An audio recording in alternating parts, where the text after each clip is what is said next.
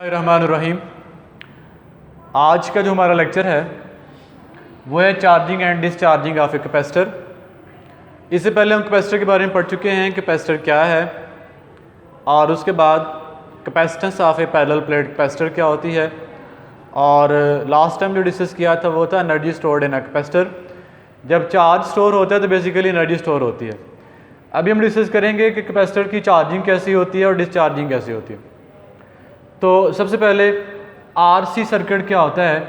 आमतौर पे कैपेसिटर जब सर्किट में लगता है तो अकेला नहीं लगता, बल्कि इसके साथ एक रेजिस्टर भी होता है। तो बहुत सारे सर्किट ऐसे हैं जिनमें कैपेसिटर का यूज़ होता है। तो ऐसा सर्किट जिसमें कैपेसिटर के साथ एक रेजिस्टर भी कनेक्टेड हो उसे कहते हैं आरसी सर्किट। रेजिस्टर का यहाँ पर्पस जो है वो बेसिकली चार्ज के फ़्लो को कंट्रोल करना होता है। चार्ज तेज़ी से फ़्लो करे तो चार्जिंग जल्दी होती है, आहिस्ता आहिस्ता फ़्लो करे तो फिर चार्जिंग ज़रा देर से होती है। तो आप कह सकते हैं कि चार्जिंग और डिस्चार्जिंग को कंट्रोल करने के लिए साथ में एक रेजिस्टर अटैच करते हैं और फिर इस ओवरऑल सर्किट को कहते हैं आरसी सर्किट, जैसे आपको डायग्राम में नज़र आ रहा है। तो यहाँ बेसिकली एक बैटरी है और बैटरी के साथ जो है वो बैटरी की वोल्टेज जो है वो V है। इसके साथ सीरीज़ में एक रेजिस्टर और एक कैपेसिटर कनेक्टेड हैं। दरमियान में एक लाइन नज़र आ रही है, यहाँ एक स्विच का रेंज है।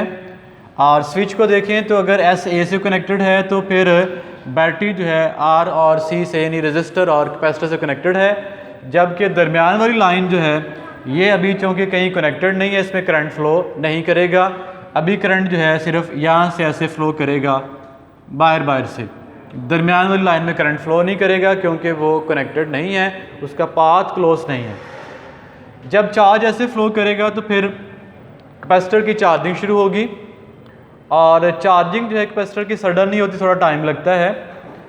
और टोटल टाइम जो भी होता है कैपेसिटर के फुल चार्ज होने का टाइम, उसका अगर हाफ़ टाइम कंसीडर करें तो ऐसा नहीं होता कि हाफ़ टाइम में चार्ज भी हाफ़ स्टोर होता है, ऐसा नहीं होता। शुरू में चार्जिंग फास्ट होती है और बाद में ज़रा चार्जिंग स्लो होती है, इसलिए हाफ़ टाइम में जो चार्ज स्टोर होता है वो हाफ़ से ज़्यादा होता है।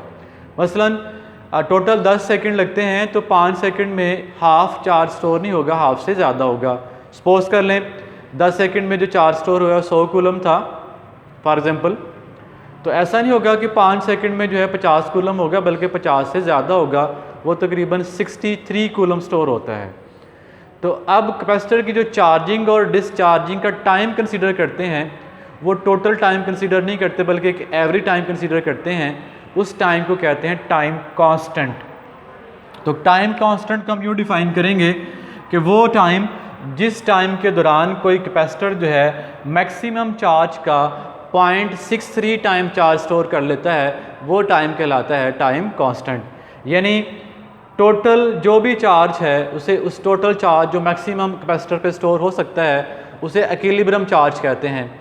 तो इक्विलिब्रियम चार्ज का 63% जितने टाइम में स्टोर होता है उसे कहते हैं टाइम कांस्टेंट। 63% कह लें या 0.63 टाइम इक्विलिब्रियम चार्ज कह लें, बात एक ही है। तो इसको यूँ डिफाइन करेंगे, the time during which a capacitor store 0.63 times of equilibrium charge is called time constant.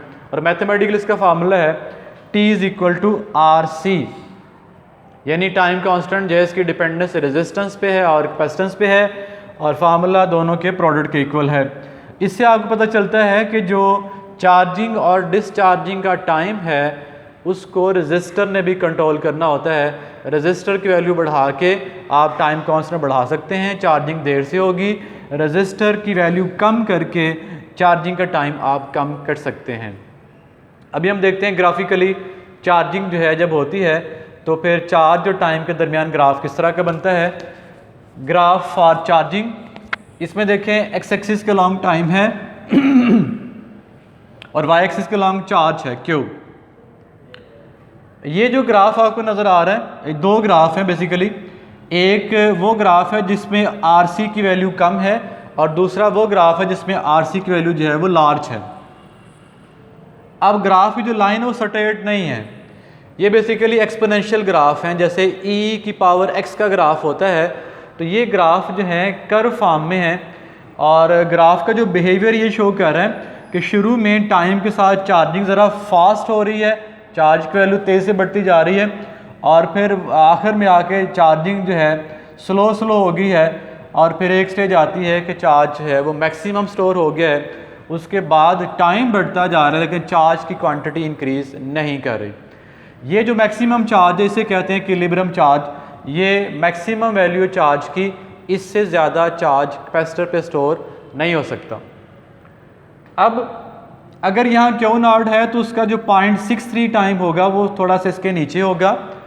हम पहले वाले ग्राफ को यहाँ से इधर ज्वाइन करें और फिर इस पॉइंट को यहाँ ज्वाइन करें तो इधर आके मीट करता है। अब 0 से लेके यहाँ तक जो टाइम है ये पहले वाले ग्राफ के लिए टाइम कांस्टेंट है। और अगर हम दूसरे ग्राफ की बात करें जो लार्ज आरसी के लिए है तो उसी को ये लाइन जो है 0.63 टाइम क्यू नॉट वाली लाइन यहाँ आके मीट करती है। इसको एक्स पे ज्वाइन करें तो उसका जो टाइम कांस्टेंट है वो पहले से ज़्यादा है। ग्राफ से नज़र आ रहा है कि T2 is far greater than T1। यानी अगर आप RC की वैल्यू बढ़ा देते हैं तो चार्जिंग देर से होती है, RC की वैल्यू कम कर देते हैं तो चार्जिंग फास्ट होती है, जल्दी होती है। अब जो है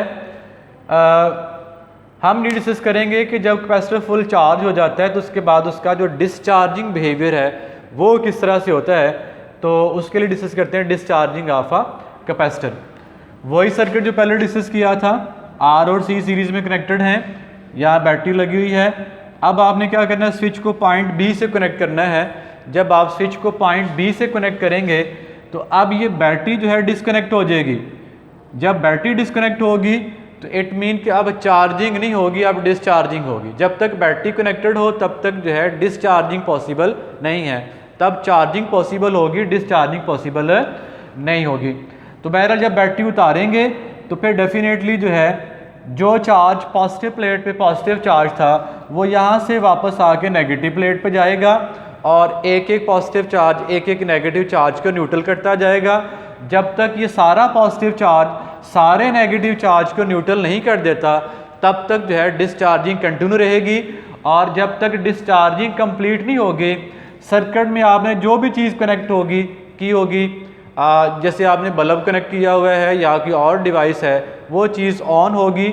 और इसमें यह है कि जब डिस्चार्जिंग कंप्लीट हो जाएगी वो चीज़ जो सर्किट में कनेक्टेड है जहाँ एनर्जी इस्तेमाल हो रही है वो भी ऑफ हो जाएगी। डिस्चार्जिंग का बिहेवियर अगर ग्राफ से देखें तो स्टार्टिंग डेफिनेटली मैक्सिमम चार्ज से होगी, और अगर हम स्मॉल आरसी की बात करें तो फिर चार्ज जो है जैसे जैसे टाइम बढ़ता जाएगा चार्ज कम होता जाएगा और एक स्टेज आएगी चार्ज की वैल्यू क्या हो जाएगी, 0 हो जाएगी। ये ग्राफ भी स्ट्रेट लाइन नहीं, एक्सपोनेंशियल ग्राफ है। जैसे मैंने कहा था e की पावर x वाला ग्राफ होता है, तो ये बेसिकली e की पावर -x में है, वो पहले वाला e की पावर +x में था। तो इसमें भी आप देख सकते हैं कि जैसे जैसे आप RC की वैल्यू बढ़ाते जाएंगे वैसे वैसे डिस्चार्जिंग देर से होगी। तो इस सेकंड वाले कर्व की जो डिस्चार्जिंग है वो देर से हो रही है। पहले वाला जो स्मॉल RC के लिए ग्राफ था उसकी डिस्चार्जिंग जल्दी हो रही है। ओवरऑल आप कह सकते हैं कि जब RC की वैल्यू ज़्यादा होगी चार्जिंग भी देर से होगी और डिस्चार्जिंग भी देर से होगी, और जब RC की वैल्यू स्मॉल है तो चार्जिंग भी फास्ट है और डिस्चार्जिंग भी फास्ट है। एनी हाउ रजिस्टर अगर आप कैपेसिटर के साथ लगाते हैं तो आप चार्जिंग और डिस्चार्जिंग का जो टाइम है उसको कंट्रोल कर सकते हैं, मर्ज़ी से बढ़ा भी सकते हैं और मर्ज़ी से कम भी कर सकते हैं।